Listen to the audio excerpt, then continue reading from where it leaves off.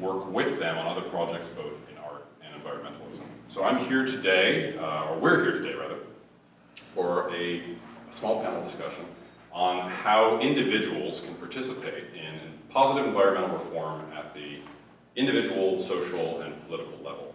Because I think that there can often be a lot of confusion on how to shuttle between those three things. People become really focused on the political, become really focused on the individual, and they lose focus on the larger context. So I have a few notes here too, just to sort of prompt everything. So that's that, we'll begin there. The procedure here will be just a few questions. Finian, Makepeace of Kiss the Ground, and Jessica Aldridge of Adventures in Waste will of course be introducing themselves, but they'll be talking about waste and food security and regenerative agriculture respectively. And so I will leave it to them. They'll open it up and then we'll have a Q&A at the end. Okay, so first off, introduce yourselves and in just a few minutes explain your environmental focus, what you're working on right now, and why it's important. Okay. All right. My name is Jessica Aldridge. I am a 15-year zero waste and waste industry expert, I guess, after 15 years. That makes you an expert. We were having this conversation outside. I run a nonprofit that used to be called Burbank Green Alliance. So if you've heard of that and been to some of our workshops, that is now switching over to Adventures in Waste. We're going to be we're building out the website. The website does exist as of now. You can go on there, you can see some of the podcasts we do. I'm also one of the founders of the local 350.org chapter, so SoCal 350, and we have a radio show and podcast called Eco Justice Radio. It's on 90.7 KPFK, our independent radio station. Please support them. And so we do that podcast, that's on the website at the moment, and the concept of Adventures in Waste is to expand the knowledge within the industry, those of us in the industry, spread it throughout the entire community to make sure that we are bridging that gap of information so that we can use both the community's intelligence and our experience to create change, to create action. And we're going to do this through an online resource hub, which came from this concept of every time me and my waste friends, we go out and somebody goes, God, what do you do? That sounds so interesting. You have to pull out a napkin and like write down all of these resources, is to make sure that there's a hub for that. So we can just say, go to this place, find what it is that you're interested in, and pull that up. It's also going to be an area, if necessary, for those in the industry to ghostwrite, so that we can put the information out there that needs to be out there and not, burn any bridges. And we are also going to start doing more workshops, just like we did with Burbank Green Alliance, and get out into the community a lot more. I'm also the Sustainability and Zero Waste Programs Director for the largest recycling company in Los Angeles called Athens Services. That's my day job. And right now, what am I working on? I can say what I'm working on at Athens. We are building out the first recycling ambassador, multifamily recycling ambassador program for the city of LA, and we also have a Zero Waste Schools program and just a bunch of other things. I work on building out the diversion programs, business and residential specific diversion programs for our company. So if you can say in short, what is so important about waste and waste consciousness? Like why should this be something that people act on or think about? I know it's big. I know. Waste is tangible. We see it. We create it every single day. We're sitting on it. We're surrounded by it. And it's one of those actions, remember it says it's the gateway drug. It's one of those things that we know and can feel. And it's something, when we talk about recycling or reduce or reuse, it's something that is sometimes easier to take action upon. We are swimming in a sea of plastic at this moment. We are not we, but the corporations, the manufacturers, those that are giving this material to us are not being pushed upon in the way that they need to so that they can practice extended producer responsibility, which means they are taking the responsibility for the product that is being given to us. And I had notes in here about the social, but what I was going to say earlier, but I want to say it now. It's not your fault. It's not your fault. The reason why we have a plastic that we're swimming in the sea of plastic. The reason why you're seeing all this information out there recently, the reason why foreign countries are no longer taking our waste and are saying no to waste colonization because we're not taking responsibility for the material in our own country. It is not your fault. You are now part of the equation, so you have to be active within it, but it is the fault of the manufacturers. But we do have an issue, and we don't have an outlet as well as we thought we used to, and now we need to start taking action now. We need to start pushing on manufacturers now. We need to start pushing on policy. We need to start making sure that with the information we're getting, again, why we have Adventures in Waste, is that there's transparency there, so you're getting the correct information and that you are no longer confused.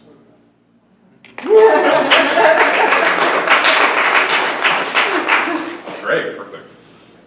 And I've known Jessica for a long time, and she does and is doing so many amazing things. Multi-hat wearing epic person. Thank you for what you do. My name is Finian Makepeace, and about 6.5 years ago, I co-founded an organization called Kiss the Ground.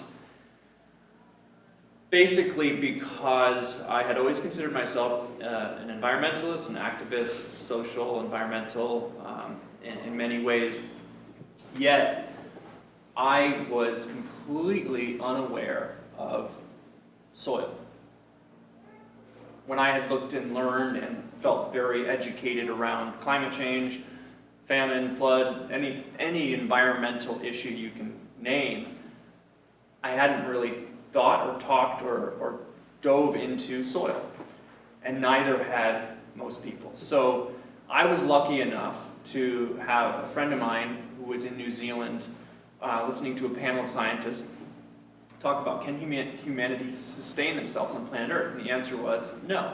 Everyone said no. Based on our current trajectory, the last guy on the panel said everything everything everyone else has said is correct, and we've forgotten about this and left out this huge component called soil.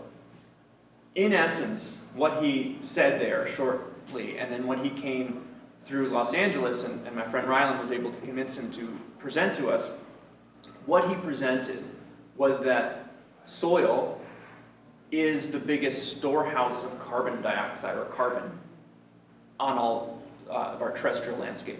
So there's more carbon in our soil right now than there is carbon in the atmosphere, and carbon in all the biomass, the trees, the plants, everything alive. There's more in the soil, okay? That's awesome. And then you realize that we've actually lost, in all the land that's been actively cultivated or is in farmland, we've lost 50 to 70% of the carbon in that soil. So, we've lost all of that, a huge amount, and we still have more carbon in the soil than the atmosphere and the biomass combined. The big news, the big aha, amazing news we got was that we can build back soil, work with the natural processes that nature invented over 500 million years, lots of research and development, to build back soil through changing how we do our agriculture. Not reducing how much yield happens, not reducing how well farmers are able to perform, actually increasing it.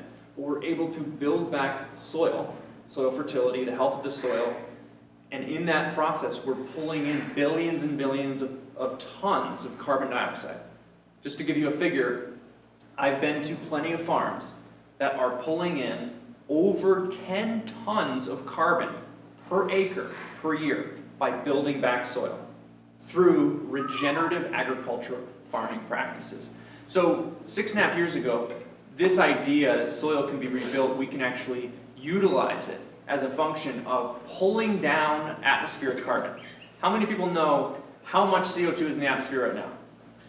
Sir? About 415 parts per million. 414.6, we reached the highest point since humans a couple days ago. You know, a week and a half or so ago, we just reached the highest point ever, 414.6. That's how many parts per million. So the obvious question for all of us is, what the heck are we going to do if everything went to electric vehicles and there was zero emissions right now, today? It would still take approximately 200 years for the natural system we have right now on Earth to bring that carbon back down to 1975 levels. That is too long. We're already in climate catastrophe. So when we get this phenomenal news that we can build back soil faster than we ever thought possible. That is huge. And what happened for me was I was living a great life as a touring musician, and that was awesome. I was still an activist in so many ways. But all of a sudden I had a moment of, I now know this.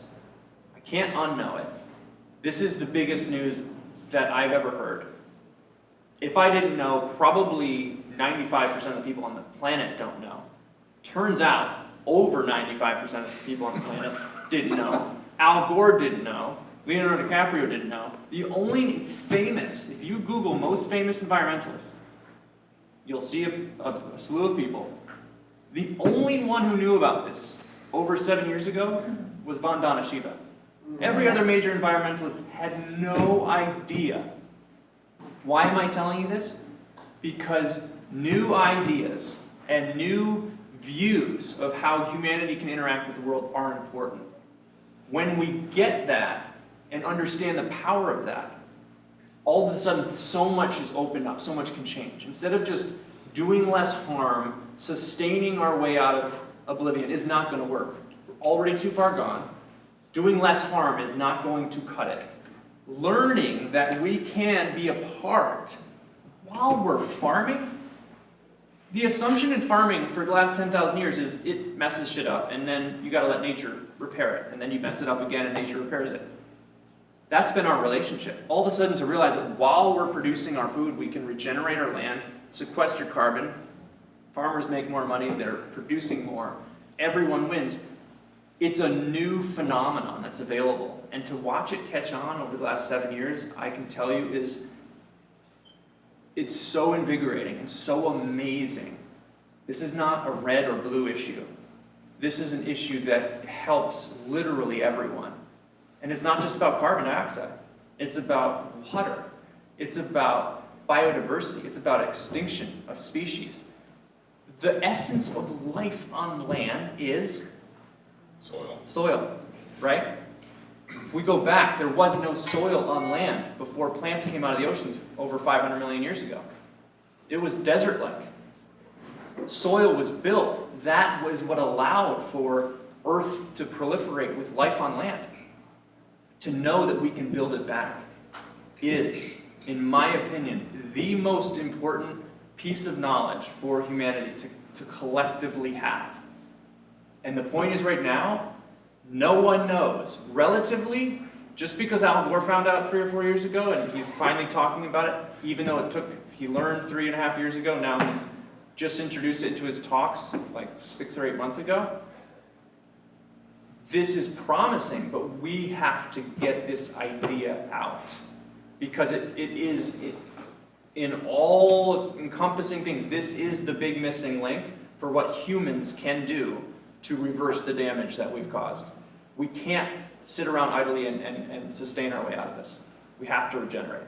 So that's why I'm here, that's why I'm a proponent of this idea, and we're going to be talking today about how you, as individuals, as participants in your community, and as people who have access to other people, you can be a direct impact, you can be a bridge to impact, you can be a connector to impact, and you can and you will start to make a difference with this idea catching on, so that awareness moves to actions, moves to outcomes. That's how all movements work, and we need to reach critical mass of awareness so that actions and outcomes follow suit. So thanks for being here. Thank you. That's amazing. Small audience, but amazing speakers. This is really, really great. When you're running for office. I know. The soil ticket. The soil ticket. So I think something that's great about you two being here too, and which both of you brought up, is that you're both involved in everyday tangibles. Right? So essentially you're talking about food and our food production system, and you're talking about how we package everything essentially. And I don't just and food, right? I mean, there's an absolute intersection here, of course, with food waste. That sort of gets us, since the larger focus of this panel is how anybody here can involve or can intervene in these cycles, can advocate and intervene. We're really talking about the culture of consumption, not of course just how we consume and use, but the culture of consumption as it exists at an industrial scale. So our second question is, to immediately give some actionables. What do you think are the 2 or 3 most important and useful ways that average citizens can get involved in your mission? So we'll start with you, Jessica. For the personal. I do, before I get into that, want to just throw a couple things out. I know we were Sure. talking about why waste was important, and I didn't even bring up the figures. I kind of sometimes assume way too much, but I'm assuming that people in this audience have seen the figures that are out there that says the Ellen MacArthur Foundation wrote a report called The New Plastics Economy, which wasn't just written by environmentalists, but it had businesses, it had corporations, it had everyone across the board that said, by 2050, if we keep going at the rate we're going to have more plastic in the ocean by weight than we are going to have fish. Most of the materials that we have created, plastic-wise, have never been recycled. Just because something is recyclable doesn't mean that it's going to get recycled. And then also just to tag on just on the food waste aspect too, so we're kind of pulling this all in together, is that in our landfills, the largest percentage of material in our landfills, in all landfills, is organics. It is plant waste, it is food waste, and there's some like weird things that they put on the organics category. Well, like wood and stuff, Wood. people would. They also put textiles and mattresses under that category too for waste. We didn't count that. No, we don't count that. In our videos. No. But it is the largest amount of material in our landfill. In the United States, it is the 3rd largest source of anthropogenic methane gas, man-made methane gas. And that's behind agriculture and behind the processing and manufacturing of fossil fuels. Can you explain the negative effect of methane gas? It's a greenhouse gas emission. It's 72 times more potent than CO2. It has up to a 10-year lifespan. So we are pulling the carbon and we're heating up our planet, in essence. And in the state of California, it's the 2nd largest source of anthropogenic methane gas. So in California, it's about 30% organics in the landfill. In the United States, I'm sorry, it's about 40%. So we got to get this material out of the landfill. We got to put it where it's most important. We got to conserve those resources. We shouldn't be putting them in the landfill. We shouldn't be using as much as we're using, but then we need to conserve them, and we need to, in this case, put them back into the soil. Exactly. And then also, before I talk about individual, I do want. Just because we're in Yeah. a discussion of that. When people, you mentioned something, I want to talk about language for a second. So she stated, put it back in the soil, right? That's cool, but I would want to take it a step further. Has anyone here taken probiotics for their body? Mm-hmm. Why are you taking probiotics? Ma'am? For better digestion, What's happening? What is the probiotic and what's it doing inside your gut? it's increasing the good bacteria within my stomach. Great, increasing the good bacteria within her stomach. So she starts a population off, helps it jumpstart, right? And then it proliferates, hopefully, if she keeps eating good veggies, right? So she's jumpstarted, helped this life proliferate in her gut so that she has better digestion. Now, compost oftentimes is viewed as a one thing. You have this much compost, you put it on here, it helps your plants. It's thought of as a nutrition for your plants, a soil amendment. But what's actually happening is compost is full of life. It is literally a probiotic for the soil. So the populations of fungi and bacteria that have now dominated that compost come into a soil system, and similar to the gut, they are now in that soil system and will proliferate in that soil system if there are plants, which we'll talk about in a second, pumping sugars in to feed them. And that process is what jumpstarts the building of soil, which again, we'll talk about in a second. But I wanted to just say the thinking is important. When we start thinking regeneratively, we can think about it in our own bodies, and we can think about it with the things we have. This much water isn't just this much water. It has potential to be the catalyst of this much life. Do you get what I'm saying? So a piece of compost, tomato peel, whatever it is, can become this much more life, because life begets life. So I want us to think when we're talking about waste and these things, it's not just, oh, I'm helping one for one. you're actually potentially causing the explosion. We need to go on tour. Well, I think that's what we've got here. This is like a perfect combo of subjects. So, and talking about language, and that's why I wanted to define zero waste so that we're all on a similar page, whether you believe the definition of which I'm going to give you.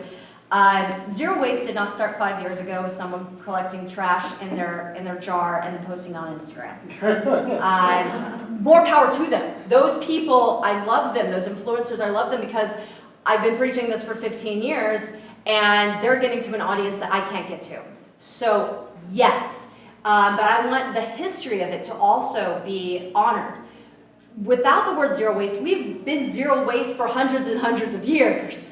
So now flash forward to the 70s and 80s, that's when the term zero waste and the philosophy behind zero waste started to get its legs. There's a book that is literally named Zero Waste that came out in the 80s.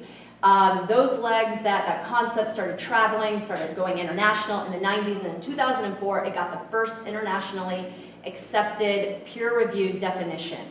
And without going into the full thing, zero waste is not just what you're doing with your waste on the downstream. It is the conservation of all resources. It is not burning them. So when we post that Sweden has gone zero waste, they have not. They burn most of their trash. So does Germany. And that it is no discharges to land, water, or air that threaten environmental or planetary health.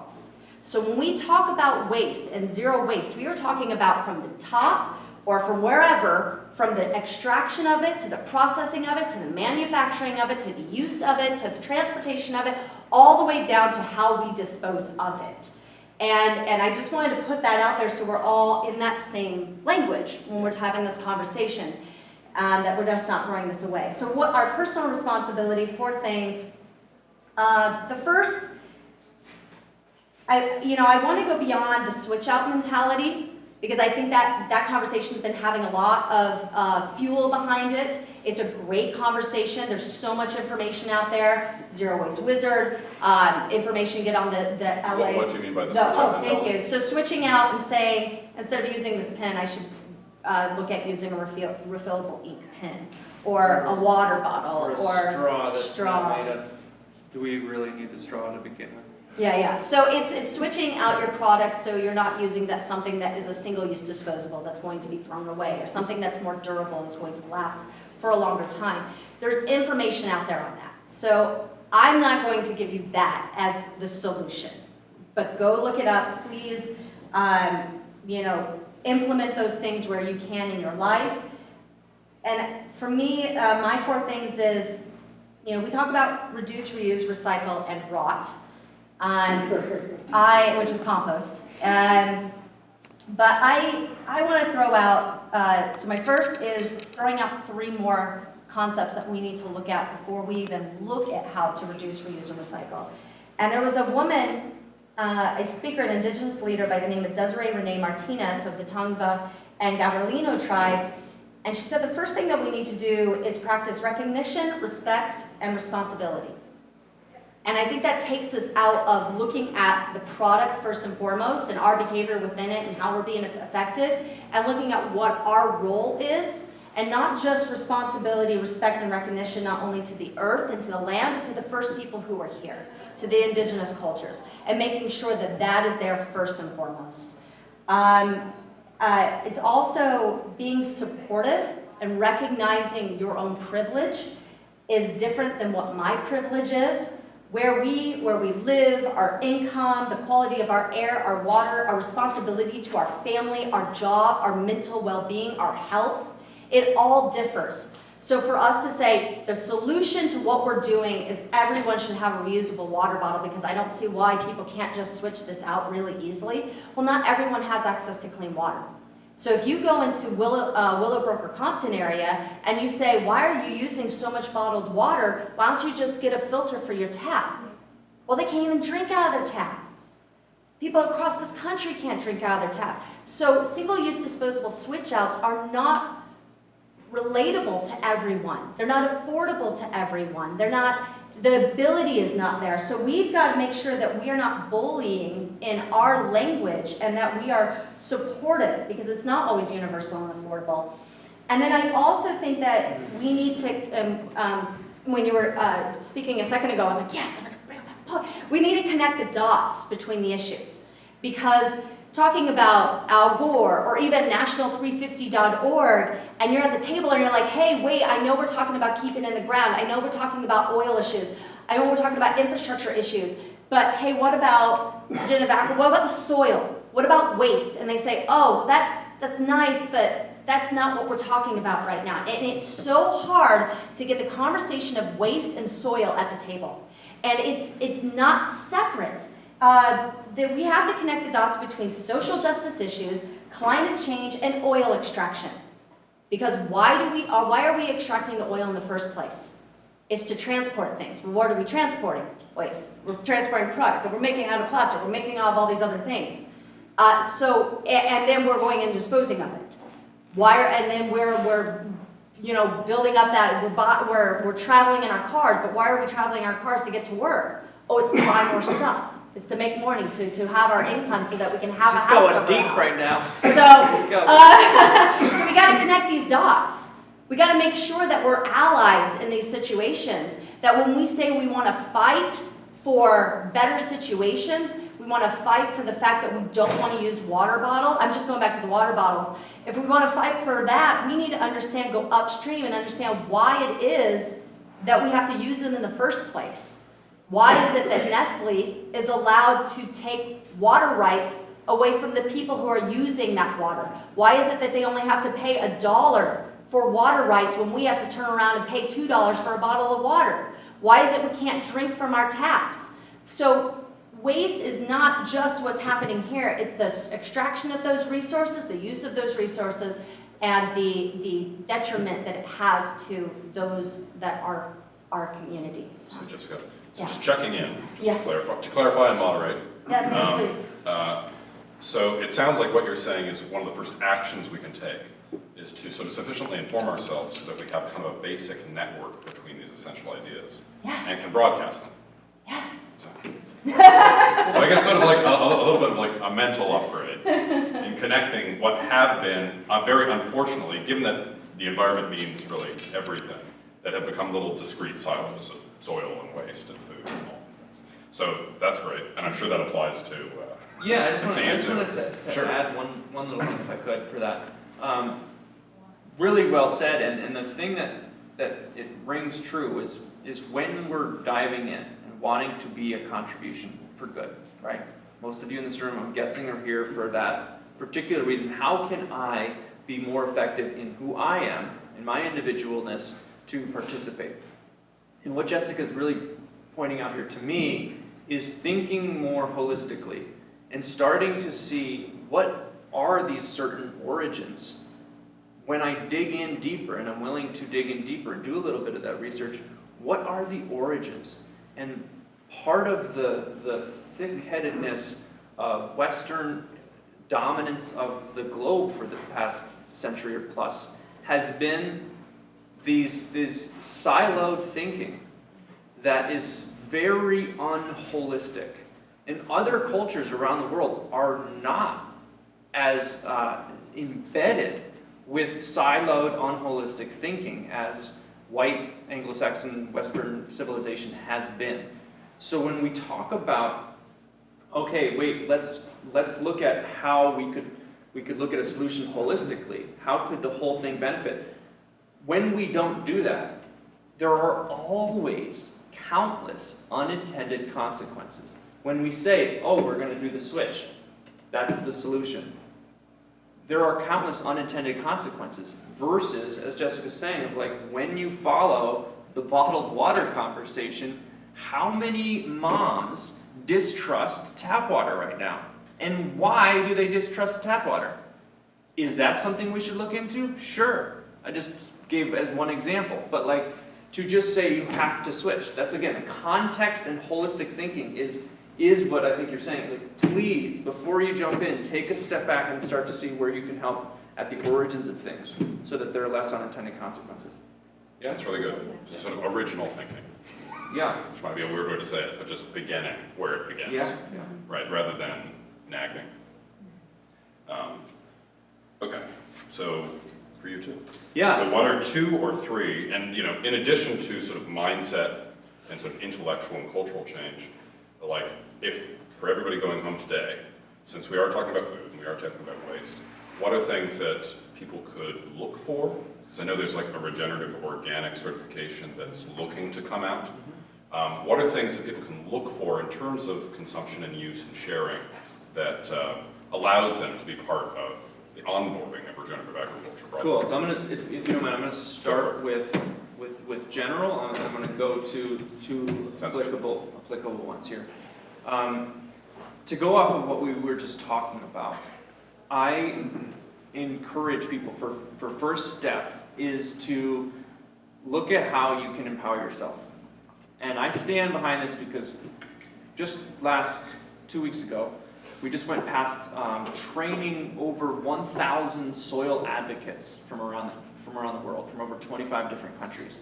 This has been prolific for me and life-altering for me to really grasp how important it is that we are individuals. Like, there is not a one-size-fits-all for advocates, and that is precisely the perfect thing, where we're saying your individual audience, your individual connections are what make you super powerful. And I'm not just saying this to like hype you up and super inflate you or anything.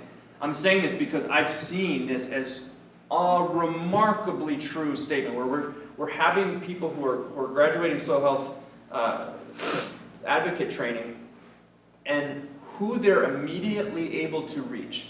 Audiences and communities that they're immediately able to tangibly start to transform are so different than who I can reach and transform that it brings tears to my eyes. It's that potent and just jaw-dropping of like, how are we so divorced from our unique power that we put so many eggs in the basket of one individual, of this politician, or Jessica, she does that, so that's full.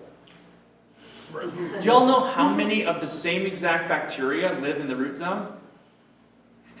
I love this. Millions. So to say that Jessica's the one who does this particular type of thing, you can do literally the exact same thing she does and be doing an amazing job. You can do a slight variation, which is that bacteria that there are also millions of that are doing the exact same job. You can also be a nematode. It is just wide open, and your role is essential in helping the strength of the whole. To step back, I mean, this is the comedy of it, is like, oh yeah, they're already doing that. Kiss the Ground already makes media for the soil movement.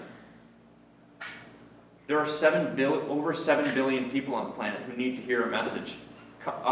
Please, you're not stepping on our toes by starting a media organization that's doing media around soil health. Hollywood, y'all. How many different studios are making movies? Netflix exists. Come on, like we have. So that's my first message to you: is recognize your power and start somewhere with something that you're finding passion about. And in a place like Los Angeles, you can be someone's first point of contact for an idea. You say, yo, I just learned about this idea. Holy, did you know that soil was a part of the climate thing and the water thing and the desertification thing? Did you know that? I had no idea.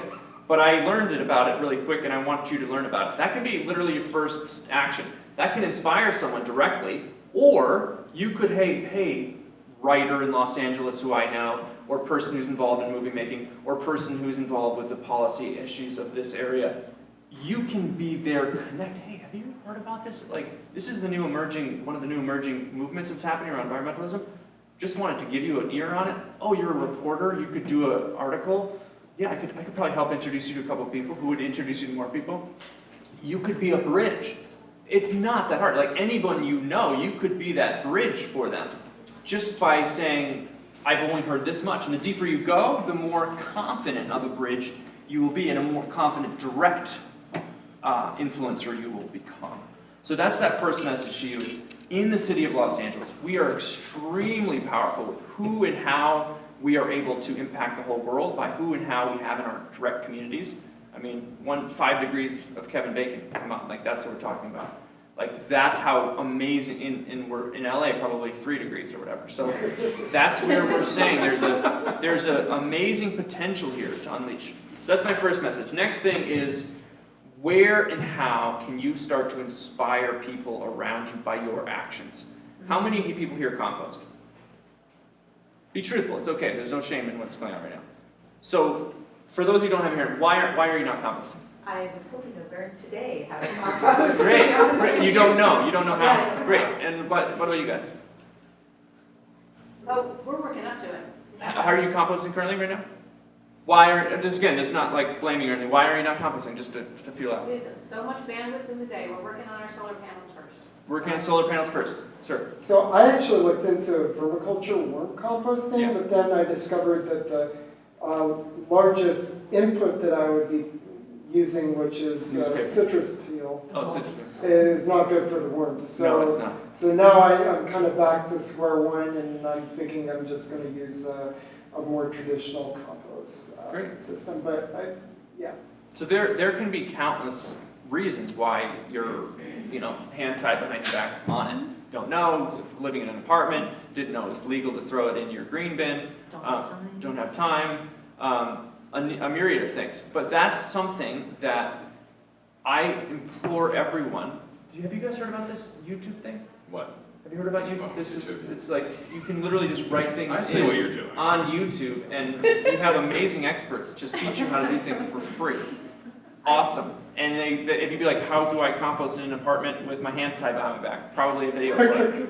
So recognizing that there's this amazing tool called Google and YouTube, really, really thank you for that world.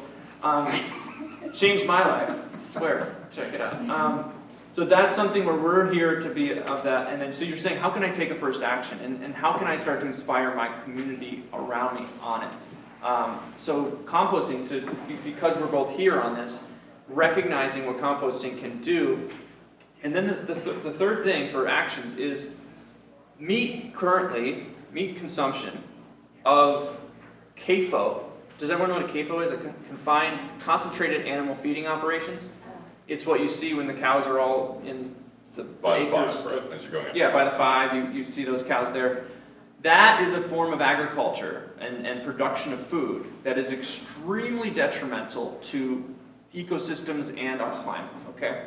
It's first and foremost, the food that they're eating is coming from agriculture that's usually losing between 4 to 10 tons of topsoil per acre per year, plus all the chemicals and all the bad things that are happening to the rivers and oceans from that. Number 2, the places when they're confined like that, all of that, most of that manure is turning into a higher percentage of methane, and the food that they're eating isn't natural for their bodies. So what's happening to the cows is very unnatural, and a lot of the times you're dealing with potential leaching of that waste, manure, urine, all those things become much more of an environmental impact, negative impact. So you're eating something that's having, destroying rainforests, doing all these other things. On the flip side, when you go to eating meat that is raised regeneratively, meaning it is helping build soil back at the rates I talked about, over 4 tons of carbon per acre. We just had an article come out, if you want to type this down, White Oak Pastures in Georgia just came out with a big study that is equating all of the greenhouse gases, including methane, that are produced on that farm are negated by the carbon capture and building of the soil. So this is a peer-reviewed study, this is a real study, came out, and we're seeing that regenerative beef can be good, literally reversing global warming. So when we look at the spectrum of what your beef choice does, it can be one of the worst choices in the world for food impact, and one of the greatest. That's amazing that we have that now. And so if we can start to support, and yeah, they're grass-fed, and you can do a little digger, because grass-fed doesn't necessarily mean it's regenerative, but that's a good place to start. And you can go down that trajectory and saying, how can I start to support this? Can I make phone calls to these companies that I'm buying that are grass-fed, learning about their practices? Can I start to tell my friends, hey, it's 3 more cents a pound. If you do this, it's actually this much beneficial compared to this regular burgers that you're buying. So that's something that you can have, and it's dairy is the same thing. You can get regenerative grass-fed dairy that is doing the exact opposite. So those, starting with meat and dairy choices and composting, are your 2 first actions that will make really big impacts, technically and immediately. And can I ask just about, so I know that there's this regenerative organic certification. Yeah, that's not available yet. I know, yeah, not out yet. Is there anything, should people sort of look out for that? Yeah, Is look that- out Regenerative Organic. It's a new certification that's coming from Rodale Institute and Patagonia and Dr. Bronner's and a few other great organizations. There's also one coming out that is just outcomes verified one that's going to be much more massively adoptable. That'll be coming out soon, and just go to kisstheground.com to learn about when that's coming out. I was ready to say, if they get on your newsletter, they can probably. Yeah, get if some you info. do, you'll always be updated with that type of thing. It's a good newsletter too. And I just wanted, because he brought up one other that we were talking about outside. Well, 2 things. You were talking about the chemicals that go into the meat or go into the food that the cows are eating, and I just wanted to say yes, and also, you know, we're spraying, in some farms, we're spraying the leachate from the gas process, you know, after we process fracked natural gas, and then using that leachate, that extra water to spray our plants. So just keep that in mind as well. Other thing, just random side note, don't eat Cheerios, don't feed Cheerios to your kids. They're laced with glyphosate. Oats are more absorptive of glyphosate. Random fact, just for your own regenerative health, glyphosate kills all the bacteria and things in your gut because it kills everything besides eukaryotic human cells, so it's not actually okay for humans to eat. That being said, kids have less of a flora in their gut. Oats and wheat are sprayed, even if they're non-GMO. Wheat was never GMO, so don't even look at that label on bread or anything. Wheat and oats are sprayed right before harvest so that they push up all their seeds as they're dying. This increases it from 75 to 80% harvest to 100% harvestable grains, meaning the oats and the wheat. So when you have regular conventional wheat, non-organic wheat, you're dealing with residues that are very, very high of glyphosate. So please stop supporting that for your children. Yes. And Degenerative also, for them, that's why. great points. Thank you for that.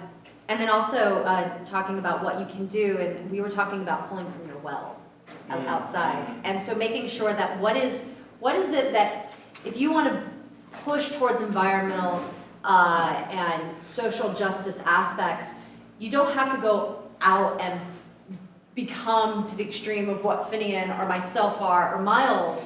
You pull from your well. And you don't have to start your own nonprofit. You don't have to give all of your time. But if you're a photographer, if you've got that art, these movements, the people within this need photographers. If you're an artist and you communicate through art, do that. If you're a teacher, you're a writer, you're a pianist, whatever it might be, figure out how you can pull from your well and deliver that message through what you are doing already. Because one of the things that we do, and I'm sure everyone up here has done, and probably everyone in this room to whatever degree it is, we burn ourselves out. And we cannot sustain that way. We cannot grow, we can't regenerate, and we can't sustain. Yeah. So we have to be able to have our own well-being. We have to know when we need to step back and let someone step forward, and we should just do that anyways. We should step back and let others go forward. But we also need to know when we need to find our own strength. We cannot help someone else when we're standing on one leg. And the way to sort of get around that sometimes is to pull from your well. So you're not spreading yourself thin. And just to go off that is another way of saying it is there are ways to support. And if we looked at, it's funny because you see all these things, projections of new markets and all these things coming out. We're both in zero waste and regenerative agriculture, right? These are our backgrounds here. If we were to show you the trajectory of what regenerative agriculture and zero waste are about to be on the global scale, plenty of room to get involved if your current career is boring and degenerative. Like, if you have skills that are things that make, fulfill you and you could do all night because they don't feel like work to you and they're actually something you're skilled at. That's what Jessica's getting at, is these are things that are regenerative to you, that you can be source of, you can be some contribution to this growing phenomenon that's really on an exponential curve right now, and you can say, oh, there's plenty of growth here, and I could actually be contributing the things that I'm most skilled at and actually regenerate me, meaning that giving me life source and energy so I don't burn out because I'm hating them, right? Or if the only thing you can do is pick up the phone and call your senator and make a $100 donation towards Kiss the Ground or whatever organization is, do that. It's all helpful. Yeah, lots of curation things. It's just like, I don't want anything, but I'll hold the space and I'll have people come together, hear a message, because you can be an awareness spreader without, if you're, nervous or whatever, you can do it in so many ways, just creating spaces, bringing people together. Right. So just as a recap, since we were talking about actionables, I think that the 4 things that we got sort of in collective here were do what you can when you can to model alternative choices. 2, like making and broadcasting holistic thinking, helping people make the connection between these different areas of concern. Looking out for and sharing options, say around regenerative organic, anything that comes into what can be chosen around packaging and waste, and then building a sustainable advocacy. So whatever anybody does here, whatever they will be doing into the future, knowing that this can be a part of your lives. This can be something that you are striving for with whatever amount of time or interest you have, and knowing that however much time it takes for you, that there will be some self-care involved. Because I think something that a lot of activists talk about is the burden of consciousness. Right? Once you know that something is as messed up as it is, or it requires so much work to fix it, often people will just turn their heads because it's too much to deal with. And so knowing that you'll have to build in some of that care in the same way that we have to do within our emotional family relationships. And on the ecosystem analogy, I know we're kind of pounding this through, but on the ecosystem analogy, one thing that was really hard for me, I was raised in a pretty impoverished upbringing, but I didn't have like a terrible life, but it was on the eking out things. But I had such an attachment to work means things that are hard and frustrating for me, and things that I was extremely talented at, gifted at, I would do for free, and that would be, how my life was. Be like, you better pay me for this because I hate it, and yeah, I'll go do this, of course, because it's a joy for me. But that's what I'm most skilled at, so it has no relevance to what I should actually be paid for and actually be doing. Sometimes it takes some time to cultivate that and have that part that you're playing associated with things that can generate money. But the point is, if you're willing to do it for free anyway, starting to see that as your new trajectory is what's going to be regenerative, versus feeling what a lot of us feel when we're all alone and not in an ecosystem. I have to answer all these emails, I have to do these things, I have these spreadsheets that I hate, I have to do, oh my God, taxes, shoot me in the head, right? Some people love taxes. Find how you can find your role in helping, in your gifts. Anyway, enough on coaching. Right. Yeah. So we'll move into, with everything we've talked about, we've eliminated most of the questions, which is great. So we have one final which sort of localizes this, because both of these are global concerns. But LA and its role will be our final question. So LA and its surrounding cities, so Glendale, Burbank, etc., Long Beach, represent one of the world's major metropolises, all together, and perhaps the largest creator of popular culture. Together, they've also represented a large part of the history of fossil fuel development, state water projects, car culture, conspicuous consumption, suburban and exurban expansion, and the infrastructure of the global trucking and shipping industries. Right, so taking all those together. Now, within this history and the current moment, how do you see our region, specifically, playing a part in creating a green world? And, I'm going to take advantage of some of the casualness here and run to the bathroom, please, for answering. You go first. Okay. Well, I'm going to start then by this demonstration, okay? Any one of you here can do this demonstration to any policymaker or any person at your house. I didn't do the bread and flour one because you can learn that in soil advocate training, which is another thing you can do.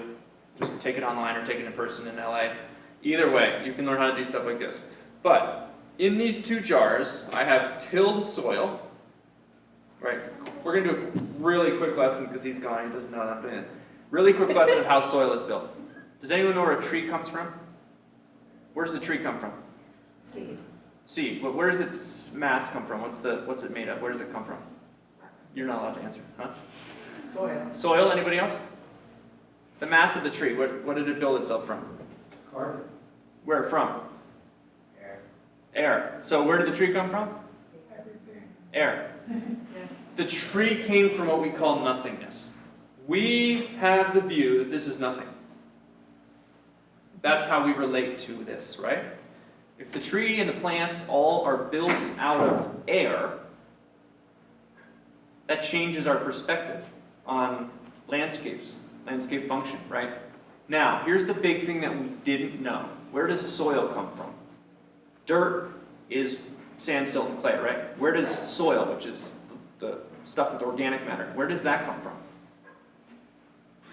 Keep on looking at me. I don't Well, know you're the just answers. looking at me. Some people's eyes are darting away. Your eyes are fixed. It also comes from the air. Okay? How does it come from the air? Because the plants, this is the big thing that we learned. So aha moment, ding, ding, ding, coming. This is the big thing that we learned recently.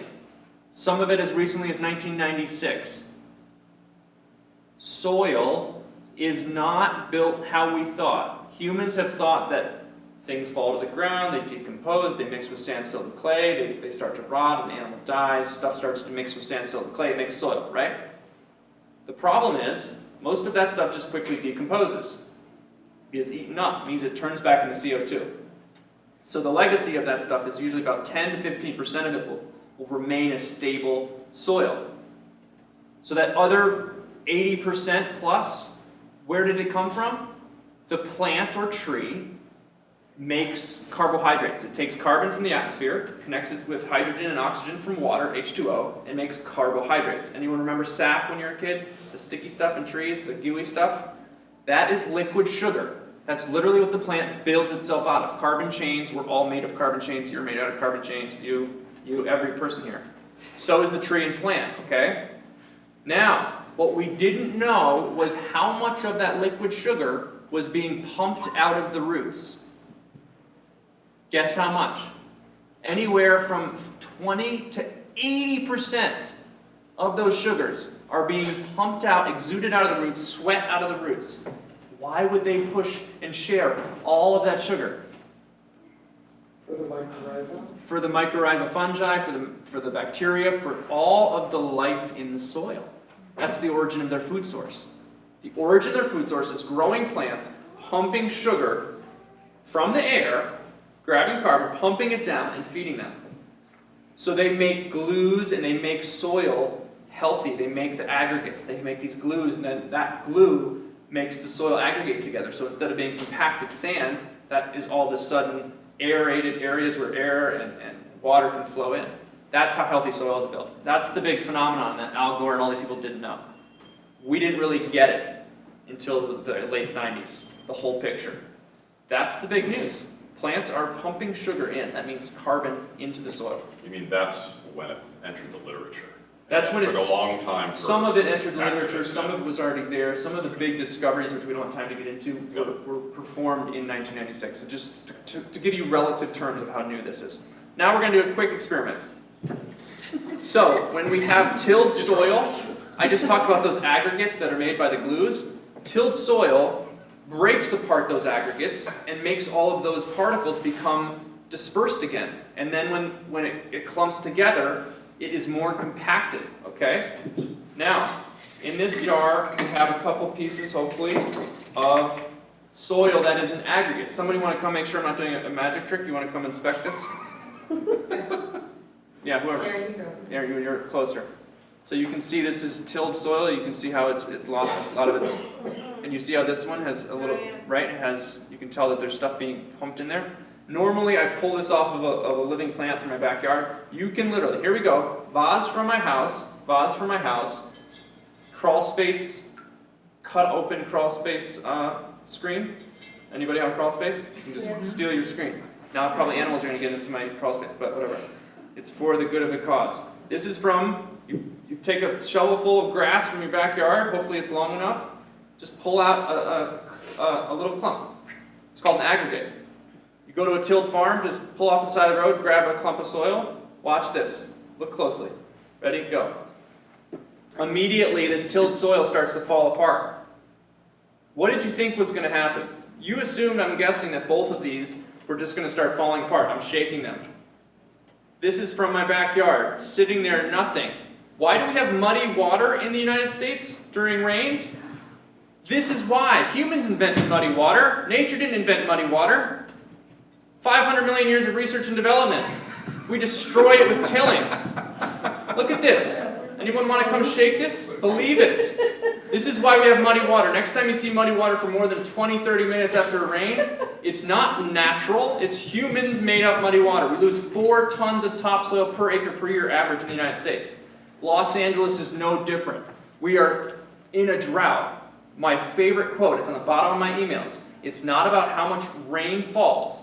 It's about how much water is absorbed and retained in the soil. This type of soil, this tilled soil, many other experiments you'll learn when you take soil advocate training, when it rains on this, the water just runs off. Los Angeles, guess how many billions of, well, that was a bad start. Guess how many gallons of water we lose in a large rainstorm here? I'm gonna guess billions. Yeah. 2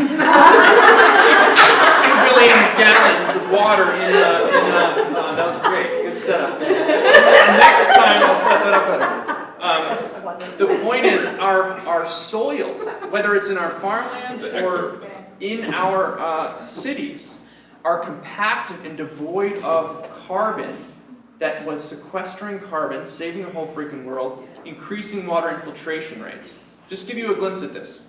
An average ranch in Texas, a ½ inch of water falls. Guess how long it takes to infiltrate? Someone guess. Days, an hour. In 2 to 3 years, transitioning to regenerative grazing practices, same ½ inch. See if you can guess how long. 5 minutes. 4.5 to 8 seconds. Think about flooding. We're thinking, oh my gosh, there's floods, there's droughts. Is anyone talking about how much water is infiltrated and absorbed and held in the freaking soil? No, not enough people. You can do things like this and other demonstrations and just show people this is the difference, folks. We're not talking about how soil was evolved to function. This is technology. This is 500 million years of research and development technology. We just destroy it every single time we till. So what you can do is do things like this. Take soil advocate training. We teach you how to demonstrate all these type of things, talk in public, empower yourself on it. But no matter what, whether it's the bread and flour test, which you can do in your own home and just demonstrate between healthy soil and unhealthy soil, you can be someone who is giving people an insight, a new perspective. So when you see bare ground, next time you're driving up to 5, you know, all these farms, bare ground, what's not happening on bare ground? Soil isn't being built. Soil isn't being built. Why?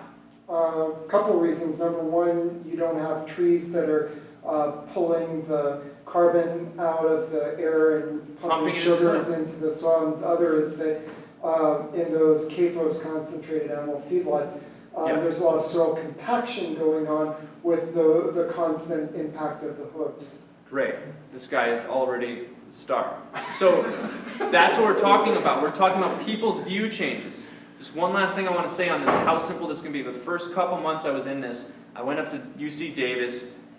My background is musical arts. I mean, I'm a musician doing that stuff.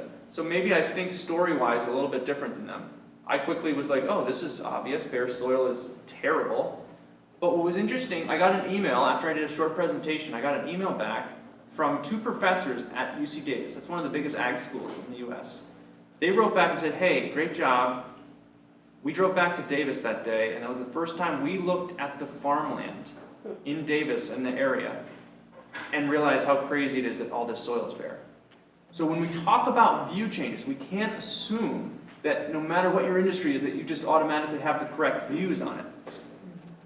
So we can all play a role in helping collectively shift humanity's perspective and their view on what is okay. We have to denormalize tilling. Guess what? You can do no-till with just as big a tractors, just as fancy tractors, except for they're cutting teeny slits into the ground, dropping the seed and pushing it back over, versus raking up and tilling everything. The farmer gets to drive their big tractor still, and they get to do no damage to the soil So it's structure. kind of like the difference with the human body of a needle, Yeah. putting in medication and a bullet. Just in terms of, how much, Yeah. at one level, it's good, at the other level, it's like deadly. Exactly, and this is, you can think of acupuncture and this thing. So I just wanted to share this. You have, and I mentioned it earlier because that was my first point about LA, so I kind of included it in there. Each of you has unique people who are connected and want you to get into it. You could be the pathway for them and the conduit for them and increase your ability to be a direct inspiration to others. But any of those reporters any of those people in film, any of those people who have more of a voice, you could be their hey, here's the new topic, here's the new big idea, please get on it. You can help them go that way. So that would be what I would encourage you to do. Take Solar Advocate training, starts July 2nd. To be able to learn this stuff, you can take it online or in person. It's a 7-week course every Tuesday night. But you can do that, and you can, from today, you can go out and start to say, hey, look at this stuff. This is the new big thing that's going to help humanity regenerate versus just sustain. That's my spiel. Did you already answer? I have one. Okay. I decided to do my demonstration, so It's sorry. perfect. No, that's I love great. it. Yeah, so I guess specifically, I know regenerative ag within LA may not be, there's not, I think, as much to say in sort of tangible terms, since we're talking about farmland as waste. So what are some things that LA is looking at now? Yeah. And how can we be How a can part we of support that? of that? Well, I first want to just make sure that, because there's a lot of articles that are out there right now, especially coming out of New York, that say recycling is dead, the industry is dead, what you're doing doesn't matter. And I'm here to tell you it's not, I wouldn't have a job if it was dead. It is there, things are getting recycled. Maybe it's not the way, maybe what we were being told is no longer what we're being told now. Because we always thought that just stick it in the container and someone's taking it for you, they're processing it. And the cities aren't totally being transparent. Now, some cities are starting to be transparent now. Cities in Oregon and Washington are saying, we're going to tell you exactly what we want and what we don't want. So I just want to put that out there because I don't want to give suggestions and people say, well, what does it matter anyways, because I keep hearing that it's dead. And that, and I just say recycling because recycling is a part of this overall solution of waste. Now, it's not the solution, and there's much more that we need to be doing before we even get to that point. And that's where that conversation of, what is LA doing, what are we doing within LA, and how does that affect even, the California bigger picture. And we'll get to questions in a second. So we are at a really great moment in history right now. We are having to take a step back. The industry, the downstream part of the industry can no longer say, oh, it will ebb and flow and it will change and it will correct itself. Because it's not going to correct itself without complete change across the system, from the time they get to the product to the time that it is collected to processing, because the hauler is not responsible. The waste hauler, the people who are in the trash trucks that come along and pick your stuff up, are not responsible for your waste. It is the people who are giving it to you. So we need to minimize packaging.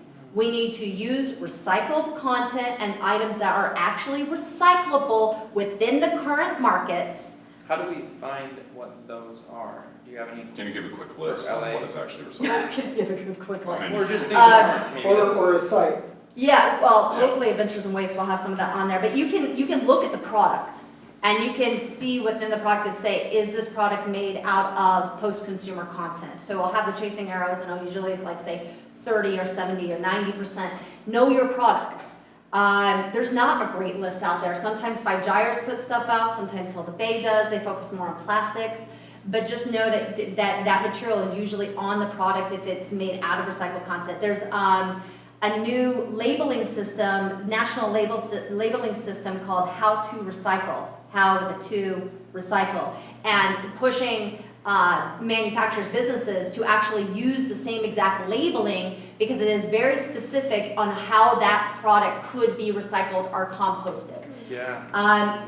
We also need to create durable and reusable products. We need to fight for right to repair laws so that we can actually repair the products that are being given to us so that our phones are obsolete when we crack the screen and we're not allowed to take it apart because that voids our warranty. And we need to get behind policies that are fighting for right to repair because the lobbyists are now getting the tech geeks and the giants to come out against these right to repair laws. We need to push for policy and manufacturer responsibility, because the product being given to us needs to be right. It needs to be made out of recycled content. It needs to work within the system. Recycling, I keep going back to recycling, but we can't just say, well, I want something to be made out of recycled content and recyclable and then not recycle. We still have to work within that system. We need to refrain from needless consumption, and we also need to incentivize and subsidize infrastructure and recycling in this country and locally. So we need to make sure that the processing of this is not being, our responsibility is not being dumped onto someone else's country, but that we're not practicing waste colonization, but that we are the ones taking care of our problems. There are amazing groups out there to follow. Californians Against Waste is an organization that pushes towards anytime you see a piece of legislation out there, whether they wrote it or they're supporting it, waste legislation, extended producer responsibility, right to repair, and then when I say, remember, zero waste, I'm talking from the beginning all the way to the disposal. So when those pieces of legislation come out, Californians Against Waste, if you check their website, they've got the information there. So if you see something posted on social media, I saw the other day, and I'll talk about this piece of legislation in a moment, that we passed a piece of legislation saying that we're going to get rid of all plastic, single-use disposables. No, we did not pass it. So we've got to question, it passed its respective houses, but it hasn't gone through. So following Californians Against Waste is a great option. There's other organizations like Five Gyres, Hill to Bay, that are really fighting on these things as well. But we need to vote when these things come up. We need to back policy and legislative change, because when have you known a manufacturer to legislate themselves? They're not going to do it. They lobby so hard against it. When people get organized, companies feel the pressure. So don't back down, but also question it too. Because you have large grocery stores and other companies coming out right now, and they're telling you, God, they might not buy my product. Don't worry, we're going to go plastic free by 2030. Or we're going to reduce our plastic consumption within our company by 90%. Or we're going to do these things, but we're going to use recyclable content. We're going to use compostable, but we're going to use biodegradable and renewable. Does biodegradable and renewable mean? Because it doesn't mean anything. It is greenwashing terminology. So when they say these things, when they tell you, because in 2030, you're going to forget they said it. But tomorrow, you're going to go to that grocery store and you're going to buy from them because they just told you they're going to do something really good. And they don't even have to put the press out there, because they make a statement, they write an article, and who shares it for them? Us. We give them the press. And so Can I, sorry to ask, so great, these are awesome. I just want to ask one question about this.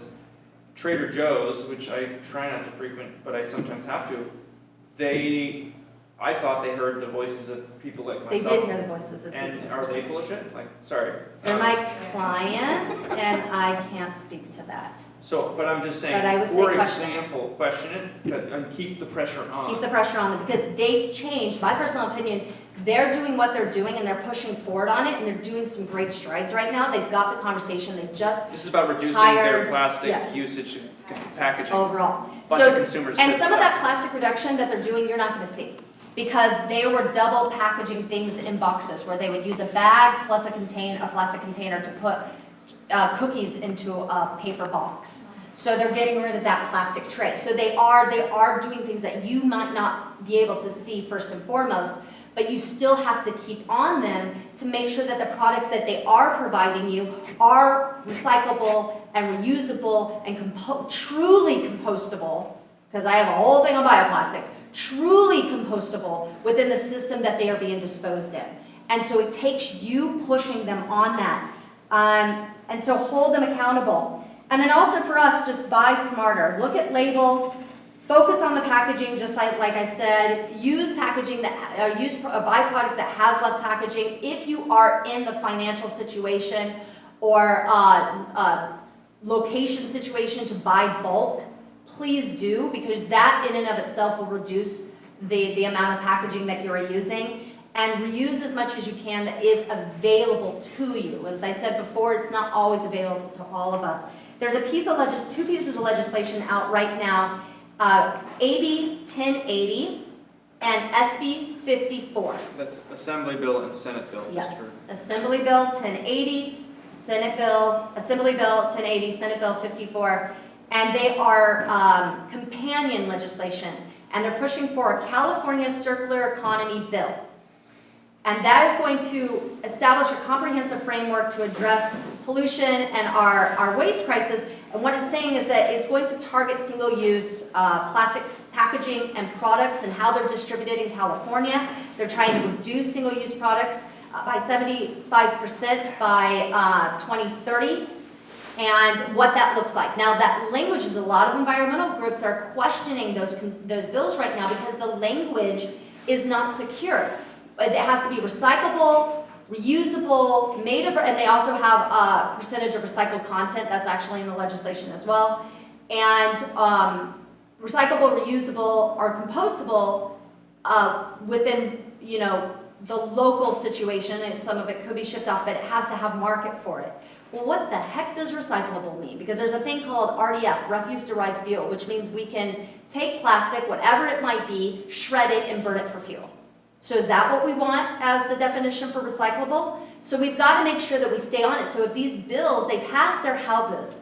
So the Senate bill passed the Senate, the Assembly passed the Assembly, and now they go to the other side. So if they do pass, which is great, we have to stay on our policymakers and stay on those organizations like Californians Against Waste and say, what does this mean again? And how can we make sure that the language is supportive of what we want? Because the communities don't want the politicians and the corporations deciding what is best for us. We decide what is best for us. Excellent. Very good. So I think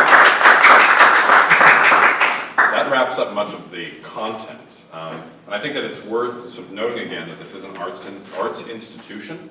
And I'll just say for myself, something that I think a lot about as an environmental educator and also as an artist and working in arts organizations is that I think one of the greatest hopes that most of us, I think, can be sympathetic with for the 21st century is that we continue to promote and ennoble human creativity. I think that's a society that we all want to live in.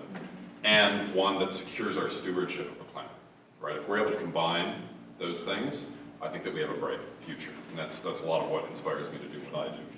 And also just to set that note within an arts organization, that there's often a connection. So Finian is a musician, we've worked in the arts too. I am. Right? So I'm an artist as well. I think there's a natural and native connection between the arts and environmental concern. And not just in sort of the 20th and 21st century, but it goes a long way back because art is the great teacher, the mother of the teacher.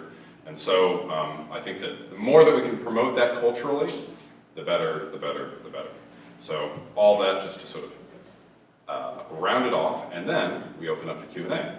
So. And I think you had a question, right? She was like the first one with the hand up, so.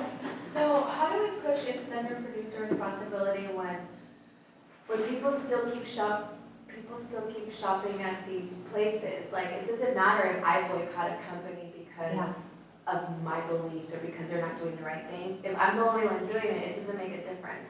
So people still, no, it doesn't, because people still keep, I'm gonna be the only one not shopping at these places, but everybody still keeps going there. Just like, I agree with you about Trader Joe's and all their packaging, but people still keep going there. Yes. So how do we make these companies actually be responsible for what they're pushing?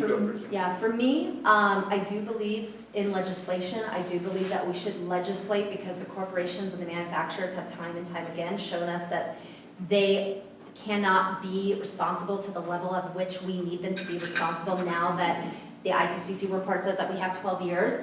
And so there's organizations like California Product Stewardship Council, and their whole thing is to push on EPR legislation. It took them 10, and I say us, it's us, because people who are helping them, not just California Product Stewardship Council, but every person, every organization that got behind them, it took over 10 years and major lobbying and major threats from pharmaceutical companies and all this other crap to get pharmacies to take back sharps, lancets, needles at the pharmacy and medication at the pharmacy. And this year is when that goes into play, when they actually have to have the drop-off places for medication. So these people who are using it are not putting it in our water system, are not putting it in our trash, are not putting it in the recycling containers and people potentially getting stuck by it. But why? That's a form of extended producer responsibility, and we obviously can't boycott. We can maybe go to a pharmacy that takes it back, but that's really hard for us to say, I'm gonna boycott my local pharmacy and I need this medication, and I'm gonna boycott my local pharmacy because they're not practicing extended producer responsibility. So for me, I think it's a combination of all of it. I think we need to push because Trader Joe's or Nestle and all these other people, they're taking actions right now because of the pushback they have gotten.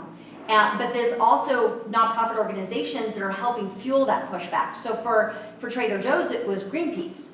And they were, organizing to fuel that, but then it also started spreading into the larger social realm, and people said, oh, look what they're doing, look at this, I'm gonna push. So yes, keep pushing on the manufacturer or the business, write those letters to the business, say, please change your product, do all that, because when there's enough of us doing it, they do hear it. But that supporting those businesses or those organizations that are pushing on the extended producer responsibility legislation, I think is where we got them, for me. So I'm so sorry, I was being playful and I don't know if it came across like that. When I was disagreeing, what I wanted to reiterate there is that if a tree falls in the woods, does anyone hear it, right? It's a concept of, if you are not going to Trader Joe's, is that making a difference? We could quantify it and find some way it is. But when we look at where things spread and what the impact of them is, most of the time, you as an individual are somehow shifting social actions and views and concepts and pressuring something.